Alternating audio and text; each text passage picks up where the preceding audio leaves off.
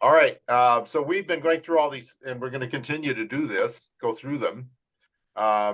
The first one, obviously, the BNSF, and we've gone through the Santa Fe, the Burlington, the Great Northern. Now we're going to do the Northern Pacific. And if just a review, the Santa Fe was the biggest of the BNSF, and then the Burlington was, and with the C and S, they always advertise themselves as 11,000 miles, which is what they had. And then the Great Northern, and then the Northern Pacific is a bit smaller. And we'll see why that the Great Northern grew more than the NP. NP was earlier, but it also had a lot of financial problems, and did not have Jim Hill. That was one of the big problems. But the Great Northern was always more advanced and kind of a little bit more razzle dazzle. The NP was very conservative. And I believe it's because they went bankrupt 3 times, and that kind of shell shocks the organization, and you get a very conservative culture. The GN never went bankrupt, even during the Depression, because of Jim Hill. So if we looked like this is 1950, and again, we looked at that because it's the middle of the century. It's about halfway through the steam diesel transition.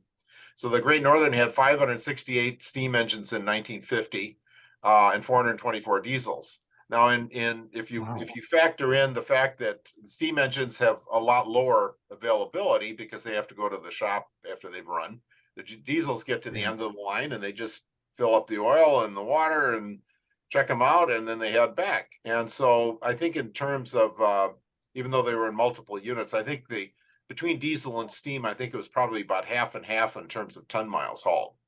But we see that so the Great Northern was almost half diesels, but the NP still had 661 steam engines and only 207 diesels.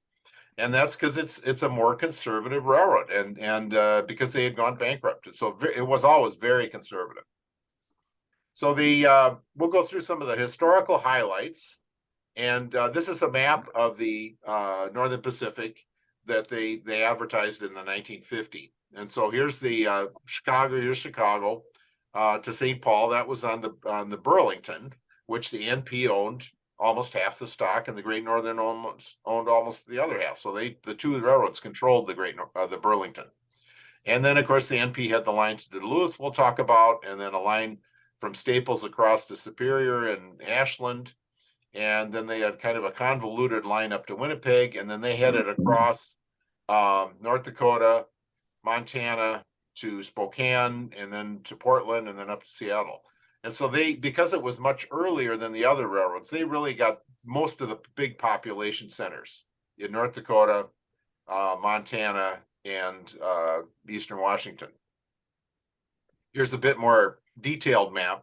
But if you remember the Great Northern, Jim Hill had built all these branch lines up north as he went west. He service all the farmers. Yeah, exactly. And so he was profitable. The Great Northern was profitable all the way across. It was better land, and they had all these branch lines. So they'd get to Williston, they built a branch line. And so they had traffic going. The NP did not do that. And they had a few branch lines here, as you see, in eastern North Dakota, and a few in southeast Washington, and a little bit in Idaho, but not much else. Look at the map in Canada. In Canada, notice that between Manitoba and Alberta is called Assiniboia. Oh, look at that. That later became. I did not notice that. Became Saskatchewan, but the border between Saskatchewan and Alberta was moved way east. Alberta goes farther east than that. I'm not quite sure where it is, but Saskatchewan is nowhere near that big. Oh, interesting. I'm glad you saw. I didn't catch that. No. Yeah, this is an early map. Sure. Yeah. I think Saskatchewan was 1905, somewhere around there. Yeah. Okay. Interesting. Interesting. So looking back at the history of the NP, we have to start with Abraham Lincoln. And it was quite interesting to see how first he graduated from law school, and then he started doing law. And then he got involved with railroads early on. His first case, one of his first big cases, was he represented the Alton and Sangamon Railroad, which is in southern Illinois. And there was a landowner who refused to pay his stock pledge. You pledge to buy stock, you got to buy the stock. And so Lincoln, everybody expected Lincoln would not be able to win the case, but he won the case. And so he became quite a prominent lawyer for the railroads. The other thing that was quite important is that Lincoln strongly supported America's expansion to the West. He was, now of course, this is the 1850s. He was very concerned about Britain or Spain or France or somebody coming in and taking the land. And so he said the United States has got to go west. And so the big problem that he ran into is that the railroads were east-west, from the east to the west. Whereas the current industry in the 1850s was up the Mississippi and up the Missouri and up the Ohio River with all the steamboats. That was a huge industry, and that's the way freight traffic and passenger traffic moved. And so there was a big conflict between the railroads going east-west and the river navigation being north-south. So he got involved when the Rock Island built the first railroad bridge to span the Mississippi River, and it went between Davenport, Iowa, and Rock Island, Illinois. And it's still being used. It's now the Iowa Interstate, but it was the main line of the Rock Island, Chicago, Rock Island, and Pacific. And so then in 1856, a steamboat collided with the Rock Island accidentally. Oh, supposedly. Yeah. Supposedly it was accidentally ran into the bridge. And so then the captain, this John Hurd, sued for damages. And he claimed the bridge was a hazard to navigation. And so they were basically trying to stop the railroads. Yeah. And so Lincoln led the case. He was the lead counsel. And he did a very good job because they expected the steamboats to win. But the jury was deadlocked 9-3 in favor of the railroads. But John Hurd did not collect any money. And Lincoln set the stage. And there were later cases the railroad got the right to build bridges across the big rivers, which was a big change. So they started to build into Iowa and Missouri. Now meanwhile in the 1850s, the Pacific Railroad Act was a formal act of Congress talking about building these railroads west. Now the big three routes they were talking about was the Northern Pacific that went from Lake Superior to Puget Sound. And so that was the route they talked about. And of course, the Union Pacific was from Omaha, the Council Bluffs, to Salt Lake City, and then the Central Pacific to Sacramento. And so that's the central route, the northern route, and then there was a southern route from Houston all the way to Los Angeles. And of course, it was bogged down because the Southern senators and representatives said they wanted to build the southern route, and they wanted to make all these states be slave states. Slave states, right? And so then, of course, nothing happened. The thing was bogged down. Well, then in 1861, the South seceded, and so then in 1862 they passed the Pacific Railroad Acts of 1862, and it was signed by Lincoln. And so the first bill was it chartered the Union Pacific and the Central Pacific.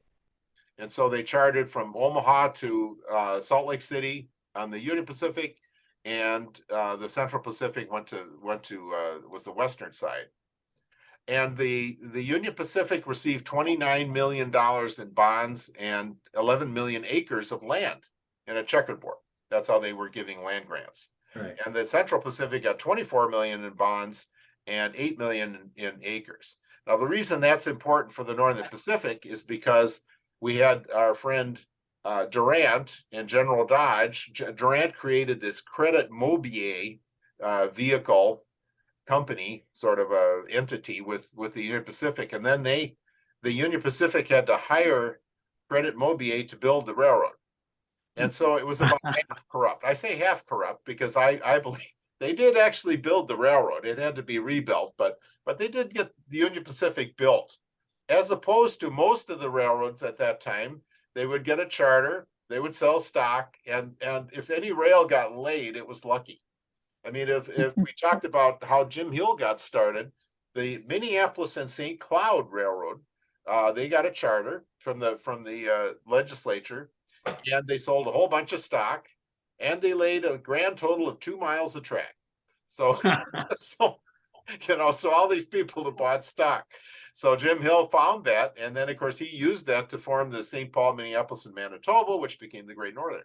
So anyway, when the NP, the Northern Pacific bill came up, they said, "No, you guys are not going to get any money. You're just going to get land."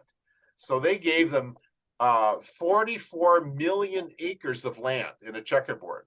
It was the largest land grant in history. Here it is in eastern Montana.